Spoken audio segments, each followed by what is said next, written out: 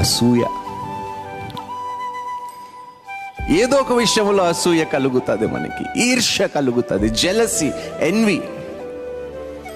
ఈరోజు చాలా మంది శారీరకంగా బలహీన పడిపోయి నడవలేని స్థితిలో ఎందుకున్నారో తెలుసా? అసూయ పడటం వలన.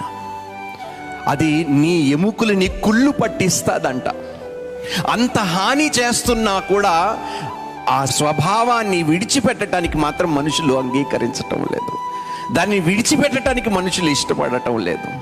చాలామంది ఏమంటారు, బయట వాడు చేస్తున్న పనులు, అరే వీడు సిగరెట్ తాగుతాడు, వీడు మందు తాగుతాడు, వీడు ఇది చేస్తాడు, కానీ అంతకన్నా హానికరమైనది నీలోనే ఉన్నదని విషయము ఎవరు ఆలోచించరు. నీలో మత్సర, నీలో కుళ్ళు, నీలో ఈర్ష ఉన్నంత వరకు నువ్వు ఎన్ని వైద్యుల దగ్గరికి వెళ్ళినా కూడా నువ్వు బాగు పడలేవు.